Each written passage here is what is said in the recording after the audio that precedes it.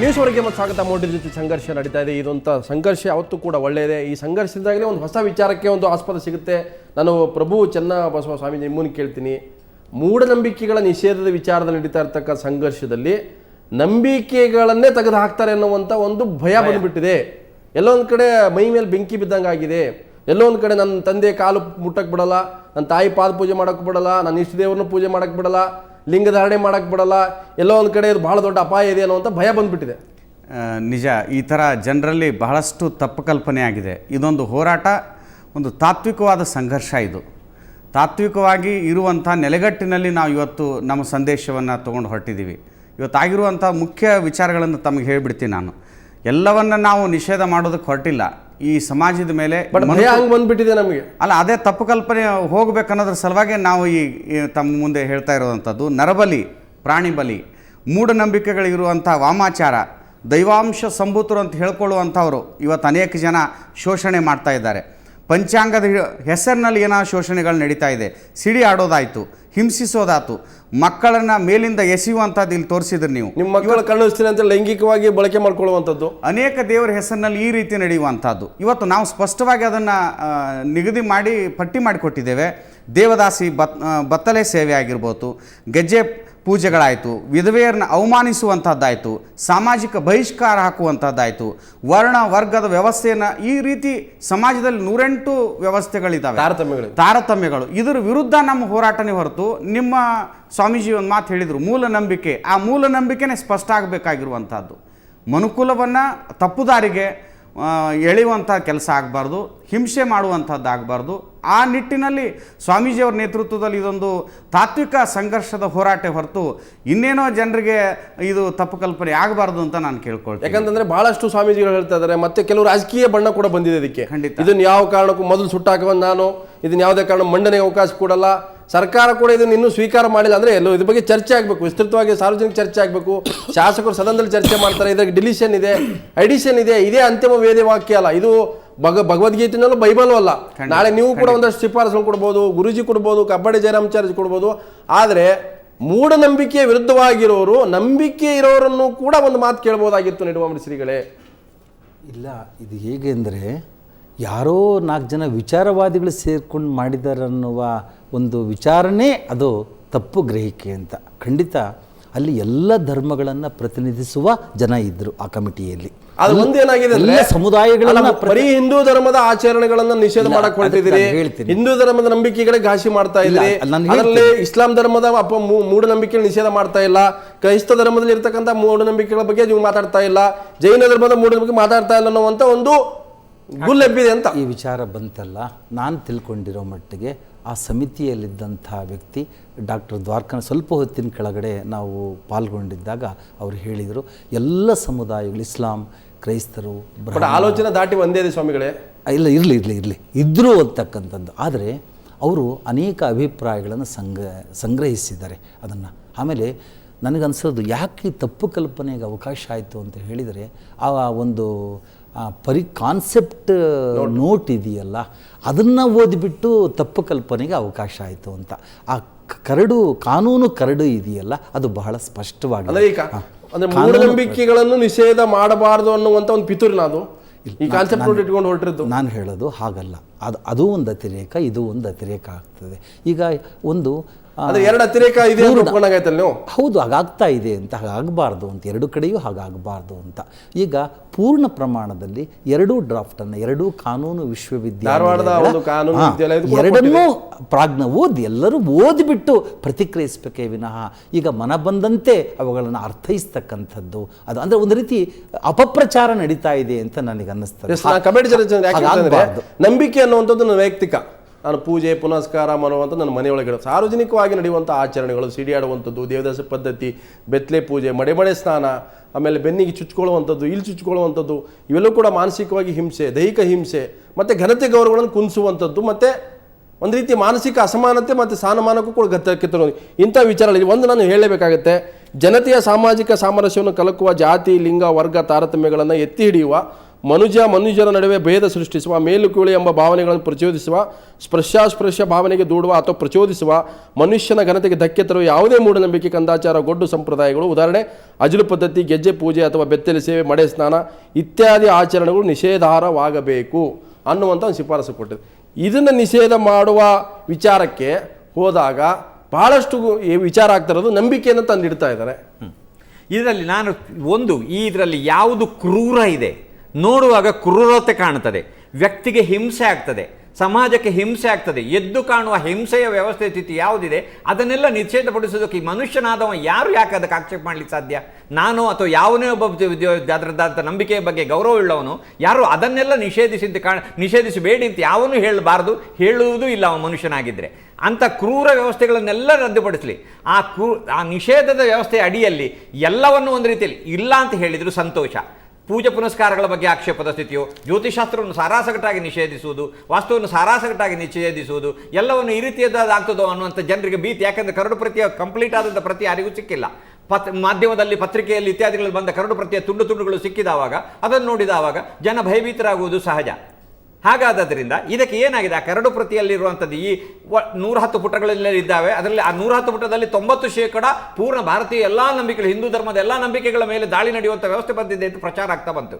ಹೀಗಾದವಾಗ ಎಲ್ಲರೂ ಹಿಂದೂ ಧರ್ಮ ಇದು ಜಾತಿಯ ಸಂಘರ್ಷದ ವ್ಯವಸ್ಥೆ ಸ್ಥಿತಿ ಆಯಿತು, ಇತರೆ ಸಮಾಜದವರ ಬಗ್ಗೆ ಯಾವುದೂ ವ್ಯವಸ್ಥೆ ಇಲ್ಲ, ಅದರಲ್ಲಿ ಹಿಂದೂಗಳ ಬಗ್ಗೆ ಮಾತ್ರ ಇದೆ ಅನ್ನುವಂಥದ್ದು ಸ್ಥಿತಿಯಲ್ಲಿ ಬಂದಾವಾಗ ಆ ರೀತಿಯಾದಾಗ ಎಚ್ಚರ ಆಗುವುದು ಅಥವಾ ಅದರ ಬಗ್ಗೆ ಒಂದು ಫೆನೆಟಿಕ್ ಮಾನಸಿಕ ಇಲ್ಲಿ ಹೊಂದಿರತಕ್ಕಂಥದ್ದು ಮೂಢನಂಬಿಕೆ ಮತ್ತು ಧಾರ್ಮಿಕ ಶ್ರದ್ಧೆಯ ನಡುವಿನ ಅಂತರ ತೀರಾ ತೆಳುವಾಗಿದ್ರೂ ಕೂಡ ಇವೆರಡರ ನಡುವಿನ ವ್ಯತ್ಯಾಸವನ್ನು ಗುರುತಿಸುವ ಕೆಲಸ ಅತ್ಯಂತ ಜರೂರಾಗಿ ಆಗಬೇಕಾಗಿದೆ. ಖಂಡಿತವಾಗಿ ಇಲ್ಲಿ ತಾವು ಅವಾಗಿಂದ ಅದನ್ನು ಹೇಳ್ತಾ ಇದ್ರಿ, ಕೇವಲ ಈ ಸಮಿತಿನಲ್ಲಿ ವಿಚಾರವಾದಿಗಳು, ಬುದ್ಧಿಜೀವಿಗಳು ಅಷ್ಟೇ ಇದ್ರೆ ಸಾಲದು. ನಂಬಿಕೆ ಮೇಲೆ ಅಗಾಧವಾಗಿರ್ತಕ್ಕಂಥ ಯಾರು ಅಧ್ಯಯನ ಮಾಡಿರ್ತಾರೆ ಸಂಘರ್ಷ ಆಗಲಿ, ಅವ್ರನ್ನು ಸೇರಿಸಲಿ. ಸಂಘರ್ಷ ಅಂತಂದ್ರೆ ಚರ್ಚೆ ಮಾಡಿದಾಗ ಜಗಳ ಅಲ್ಲ. ಹೌದೌದೌದು. ಯಾಕೆಂತಂದ್ರೆ ಮೊಸರನ್ನು ಕಡ್ದಾಗ್ಲೇ ಬೆಣ್ಣೆ ಬರ್ತಕ್ಕಂಥದ್ದು. ಹೌದು. ಇಲ್ಲಿ ಕೇವಲ ಏನಾಗಿದೆ ಅಂತಂದರೆ ವಿಚಾರವಾದಿಗಳು, ಬುದ್ಧಿಜೀವಿಗಳದ್ದ ಕೈ ಮೇಲಾಗಿದೆ ಅಂತನ್ನುವಂಥ ಒಂದು ಭಾವನೆ ಸಮಾಜದಲ್ಲಿ ಕಾಣ್ತಾ ಇದೆ. ಜಯರಾಮಾಚಾರ್ಯರು ಹೇಳಿದಾಗೆ ಈ ಪತ್ರಿಕೆಗಳಲ್ಲಿ ಎಲ್ಲೆಲ್ಲೋ ತುಣುಕು ಬಂದದ್ದನ್ನೇ ನಾವು ಊಹಾಪೋಹಗಳಾಗಿ ತಿಳ್ಕೊಂಡಿರ್ತಕ್ಕಂಥದ್ದು ಹೆಚ್ಚಾಗಿ ಹೋಗಿದೆ. ಇಲ್ಲಿ ಇನ್ನೊಂದು, ನಿನ್ನೆ ಬಾಂಬೆನಲ್ಲಿ ನಾವಿದ್ದಾಗ ಇದನ್ನು ಓಪನ್ ಆಗಿ ಸಭೆಯಲ್ಲಿ ಹೇಳಿದ್ದೇವೆ, ಪಾದ ಪೂಜೆ ಮಾಡಿ ಅದನ್ನು ನೀರು ಕುಡಿತಕ್ಕಂಥದ್ದು ಸಮೇತ ಕೆಲವೊಂದು ಕಡೆ ಪದ್ಧತಿಗಳಿದೆ. ಅಂದರೆ ಗುರುಗಳ ಬಗ್ಗೆ ಪಾದ ಪೂಜೆ ಮಾಡಿಸುವಂತಿದ್ದೆ, ಆ ನೀರನ್ನ ಕುಡಿತಕ್ಕಂಥದ್ದು ನೋಡಿ. ಒಬ್ಬ ಮನುಷ್ಯನೇ ಆಗಿರ್ತಾನೆ, ಯಾರೇ ಗುರುಗಳಾಗಿರಲಿ, ಆ ಮನುಷ್ಯನಾಗಿದ್ದರೆ ಅದು ನಂಬಿಕೆ ಅಂತ ತಿಳ್ಕೊಂಡಿದ್ದಾರೆ ಅಂತ ಹೇಳ್ತಾರೆ. ಹೌದು. ಅದನ್ನು ನೀವು ಹೇಗೆ ನೀವು ನಂಬಿಕೆ ಅದನ್ನು ಹೋಗಲಾಡಿಸುವಾಗ ನಿಮ್ಗೆ ದೊಡ್ಡ ಸಂಘರ್ಷ ಬರುತ್ತೆ. ಹೌದು. ಅಲ್ಲೇನಂತಂದ್ರೆ ನಂಬಿಕೆ ಇರಲಿ, ಪಾದ ಪೂಜೆ ಮಾಡ್ತಕ್ಕಂಥ ಆ ಭಕ್ತಿ ಭಾವ ಏನು ಸಲ್ಲಿಸ್ಬೇಕು ಅವ್ರವ್ರ ಮನೆಯಲ್ಲಿ ಮಾಡಲಿ, ಏನು ಅದನ್ನು ತಪ್ಪಂತಲ್ಲ. ಆದರೆ ಅಲ್ಲಿ ಆ ನೀರನ್ನು ಕುಡಿತಕ್ಕಂಥದ್ದು ಇನ್ಫೆಕ್ಟೆಡ್ ವಾಟರ್, ಅದು ನಾಳೆ ಇವನಿಗೆ ತೊಂದರೆ ಆಗ್ತಕ್ಕಂಥದ್ದು. ಹೌದು, ಗುರುಗಳಾಗಿರ್ಬೋದು, ಮತ್ತೊಬ್ಬ ಆಗಿರ್ಬೋದು, ಕಾಲಲ್ಲಿ ಇನ್ಫೆಕ್ಷನ್ ಇದ್ದೇ ಇರ್ತದೆ. ಒಬ್ಬ ವೈಜ್ಞಾನಿಕವಾಗಿ ಹೇಳೋದಂತಾದರೆ ಅಂಥದ್ದನ್ನು ನಿಷೇಧ ಮಾಡಲೇಬೇಕಾಗತ್ತೆ. ಪಾದಪೂಜೆ ಅಂದ ತಕ್ಷಣ ಆ ಗುರುಗಳನ್ನು ನಮಸ್ಕಾರನೇ ಮಾಡಬೇಡಿ, ಹೂವೇ ಹಾಕಬೇಡಿ, ಈ ಥರದ್ದೆಲ್ಲ ಇಲ್ಲ. ಕರಡು ಪ್ರತಿನಲ್ಲಿ ಇರಲಿಲ್ಲ ಅಂತ ಅನ್ಕೋತೇನೆ. ಯಾಕೆಂತಂದರೆ ಅವರವರ ಗುರುಗಳನ್ನು ಭಕ್ತಿ ಭಾವದಿಂದ ಪೂಜೆ ಮಾಡ್ತಕ್ಕಂಥದ್ದು ಕ್ರಮ ನಮ್ಮ ದೇಶದ್ದು. ಆಮೇಲೆ ತಾವೊಂದು ಹೋಗ್ತಾ ಇರೋದನ್ನು ನೋಡಿದೆ ನಾನಲ್ಲಿ ಸ್ಕ್ರಾಲಿಂಗ್ನಲ್ಲಿ, ನರಬಲಿ ಮತ್ತು ಪ್ರಾಣಿ ಬಲಿಗಳನ್ನು ನಿಷೇಧ ಮಾಡ್ತಕ್ಕಂಥದ್ದು ಅಂತ. ನರಬಲಿಯನ್ನು ಖಂಡಿತವಾಗಿ ನಿಷೇಧ ಮಾಡಲೇಬೇಕು. ಯಾಕಂದ್ರೆ ವಾಮಾಚಾರದ ಹೆಸರಲ್ಲಿ ಎಷ್ಟೋ ಸಲ ಈ ಮನೆಗಳನ್ನ ಕಟ್ಟುವಾಗ ಕೂಡ ಆಗಿರ್ತಕ್ಕಂಥ ದೊಡ್ಡ ದೊಡ್ಡ ಯೋಜನೆಗಳು ಕಟ್ಟುವಾಗ ನರಬಲಿ ಮಾಡುವಂಥದ್ದು. ಹೌದೌದು. ಯಾರ್ಯಾರು ನಾವು ಕೂಡ ಪ್ರೈಮರಿ ಸ್ಕೂಲ್ ಓದುವಾಗ ಅದ್ಯಾವುದೋ ಡ್ಯಾಮ್ ಕಟ್ತಾ ಇದ್ದಾರೆ, ನಿಮ್ಗೆ ಬಲಿ ಕೊಡ್ತಾರೆ ಅಂತ ಹೇಳ್ಬಿಟ್ಟು ಮಕ್ಕಳು ಓಡಿಸ್ತಿದ್ರು ಊರುಗಳಿಗೆ. ಹೌದು. ಅದಕ್ಕೆ ಏನು ಉದಾಹರಣೆ ಕೊಡ್ತಾರೆ ಅಂತಂದ್ರೆ ಕೆಂಪೇಗೌಡರದು ಸೊಸೆಯನ್ನು ಕಡ್ದಿದ್ದು ಇದಿರ್ತಾರಲ್ಲ. ಹೌದು. ಆದರೆ ಆಗಿನ ಕಾಲಕ್ಕೂ ಈಗಿನ ಕಾಲಕ್ಕೂ ಬಹಳ ದೊಡ್ಡ ವ್ಯತ್ಯಾಸ ಇದೆ. ನಮ್ಮ ನಿಡಮಮಡಿ ಶ್ರೀಗಳು ಹೇಳಿದ ಹಾಗೆ ಕಾಲಕ್ಕೆ ತಕ್ಕನಾಗಿ ನಾವು ಶಾಸ್ತ್ರಗಳನ್ನು ಬದಲಾಯಿಸ್ಕೊಳ್ಬೇಕು. ಹಾಗಂತೇಳಿ ಮೂಢನಂಬಿಕೆಗೆ ಧಕ್ಕೆ ಆಗಲೇಬಾರ್ದು. ಮೂಢನಂಬಿಕೆಗಳನ್ನು ನಾವು ಓಡಿಸ್ಬೇಕು. ಆದರೆ ಇಲ್ಲಿ ಅಲ್ಲ, ನಂಬಿಕೆಗಳ ಗಟ್ಟಿ ಆದಾಗ ಮೂಢನಂಬಿಕೆಗೆ ಕನ್ವರ್ಟ್ ಆಗ್ತವೆ. ಈಗ ನನಗೆ ನನ್ನ ಹಣೆ ಬರಪ್ಪ, ನನ್ನ ಬಡತನಕ್ಕೆ, ನನ್ನ ಜಾತಿ ಆಯ್ತು, ನಾನು ಅಸ್ಪೃಶ್ಯನ ಆಗಿದ್ರೆ ನನ್ನ ಹಣೆ ಬರಪ್ಪ, ನನ್ನ ಕರ್ಮ ಅಂತ ತಿಳ್ಕೊಂಡು ಸಾಯುವಂಥವರೇ ಕೋಟ್ಯಾಂತರ ಈ ದೇಶದಲ್ಲಿದ್ದಾರೆ. ಹೌದು. ಆದರೆ ನೀವು ಹೇಳಿದ ಮಾತ್ರ ನಾನೀಗ ಅದನ್ನ ಪುಷ್ಟೀಕರಿಸ್ತೀನಿ. ಏನಂತಂದರೆ ಪ್ರಾಣಿ ಬಲಿ ಅಂತಿದೆಯಲ್ಲ, ಪ್ರಾಣಿ ಬಲಿಯನ್ನು ನಾವು ಅದನ್ನು ಪ್ರೋತ್ಸಾಹಿಸ್ತೇವೆ. ಯಾಕೆಂತಂದರೆ ಈ ದೇಶದಲ್ಲಿ ಇರುವಂಥದ್ದು ಪ್ರಾಣಿಯನ್ನು, ಈಗ ಯಾವುದು ಕೋಳಿಯನ್ನಾಗಲಿ, ಕುರಿಯನ್ನಾಗಲಿ ಅಥವಾ ಕೋಣವನ್ನಾಗಲಿ ಹಿಂದಿನಿಂದ ಅವರವರ ಕುಲದಲ್ಲಿ ಬಂದಿರತಕ್ಕಂಥ ಒಂದು ಸಂಪ್ರದಾಯ. ಬಟ್ ದೇವಸ್ಥಾನ ಮಾಡ್ತದಲ್ಲ ಆ ಪದ್ಧತಿ ಬೇರೆ, ನಂಬಿಕೆ ಮೇಲೆ ಬಲಿ ಕೊಡುವಂತ ನಿಷೇಧ ಆಗ್ಬೇಕಂತ ಹೇಳ್ತಾರೆ. ತಾಮಸ ದೇವರುಗಳನ್ನೇ ಬೇರೆ ಕಡೆ, ಈಗ ಶಿವನ ಮುಂದಾಗಲಿ ವಿಷ್ಣುವಿನ ಮುಂದಾಗಲಿ ಆ ಥರದ್ದೆಲ್ಲ ಮಾಡುವಂಥದ್ದು ಏನು ಕ್ರಮ ಇಲ್ಲ.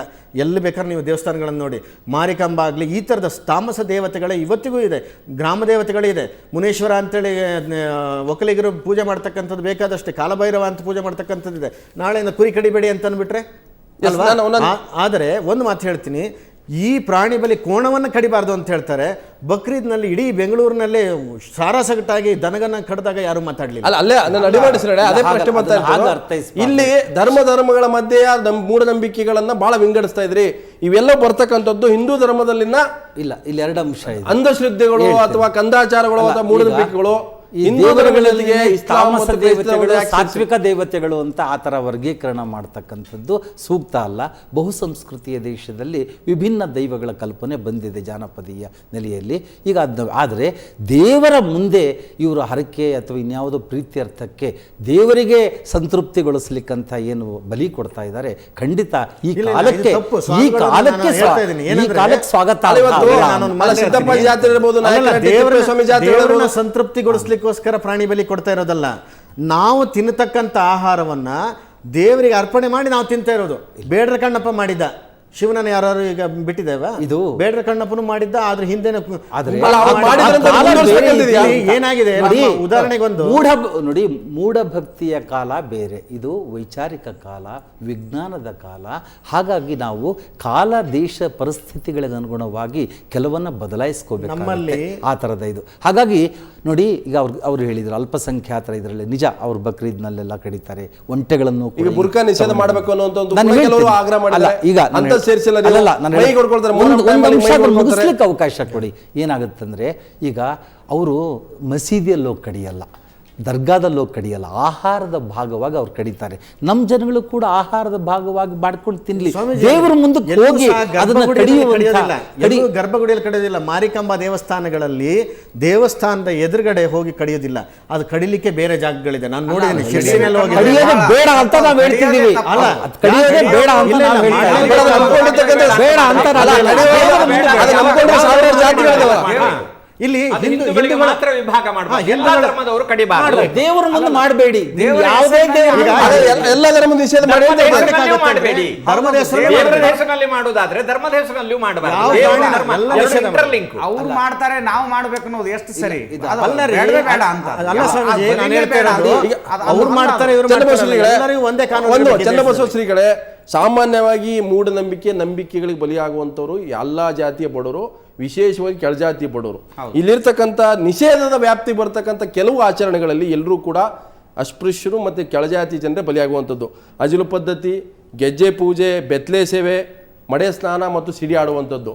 ಸೊ ಇದನ್ನು ಕೂಡ ಆ ವರ್ಗಗಳು, ಆ ಜಾತಿ ಜನ ನಂಬ್ಕೊಂಡೆ ಬಂದಿರತಕ್ಕಂಥ ಅವ್ರು ಇದು ಮೂಢನಂಬಿಕೆ ಅಂತ ಹೇಳಲ್ಲ, ನಾವು ಹೇಳ್ಬೋದು. ನಾನು ನಂಬ್ಕೊಂಡು ಬಂದಿರತಕ್ಕಂಥದ್ದು ಈ ಬೆತ್ತಲೆ ಸೇವೆ ವ್ಯತ್ಯಾಸ ಆಗಬೇಕು, ಇದರಲ್ಲಿ ನಮ್ಗೆ ಸ್ಪಷ್ಟತೆ ಬೇಕು.